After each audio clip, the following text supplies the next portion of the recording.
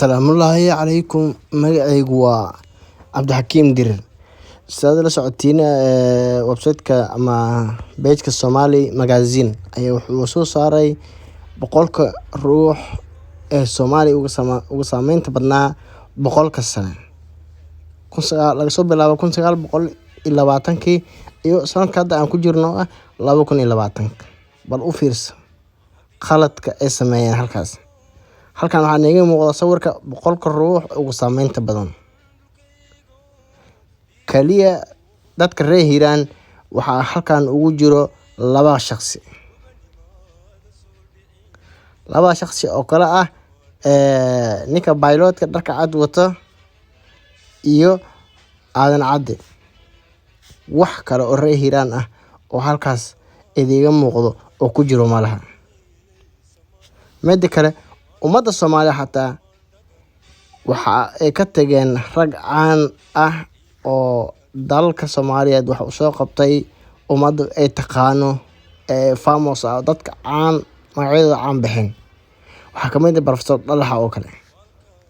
Wuxuu ahaa fanaan, wuxuu yahay xildhibaan hadda dowladda hadda kala dambeeyay.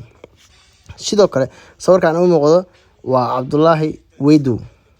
Waa ninkii Soomaaliya ku qoray Soomaaliya ha noolaato hawada sare. Waa ninkii Itoobiya duqeeyay ee saldhigyada burburiyay. Waa ninkii inay qabteen diyaaradda Itoobiya haddana ka soo baxsaday. Waa geesi libaax ah. Axmed Heerso wuxuu ahaa hogaamiyihii ciidanka lugta ee qabsaday Goday ee xabashida ka saaray ee xabashida halkaas ku gumaaday. Asigoo ku shahiiday buundada Goday laguma darin liiska. Sidoo kale Weydow laguma darin. Sidoo kale waxaa jira nin aan lagu darin oo caan ah oo la yiraahdo Maxamed Ibraahim Mucallimo. Waa wariye caan ah oo adeecado fara badan ka soo shaqeeyay ilaa adeecada ugu dambeeyay oo ka shaqeynay oo ah BBC Soomaaliya. Sidoo kale waa madaxa saxafiyiinta Soomaaliyeed. Marka waxaan rabaa halkan inaan ka sheega dad kale oo reer Hiiraan ah oo aan lagu darin liiska. Dadkaas oo ah dad caan ka ah gobolka Hiiraan. Sidoo kale siyaasiyiintaas waxaa ka mid ah Dr. Cabdiraxiim Cabdi Abikar, former Minister State of Present Affairs of Dowladda Soomaaliya. Wuxuu ka mid ahaa waa wasiirkii ugu horreeyay ee arrimaha dibadda ee Soomaaliya. Sidoo kale waxaa ka mid ah pilotka ugu horreeyay ee Soomaaliya oo diyaarad Soomaaliyeed kiciya. Magaciisa waxaa waaye Maxamuud Cabdullaahi Barre Faytaan. Waxaa ka mid ah Dr. Cumar Iimaan Abuubakar oo sidaad taqaaniin ahaa ninka ugu sarreeya ee axaadiista yaqaan ee farakutiriska Soomaaliya. Ma jiro qof kale oo asoo kale cilmigiisa kale leh. Ahna ahaa madaxii ururka Xisbul Islaam.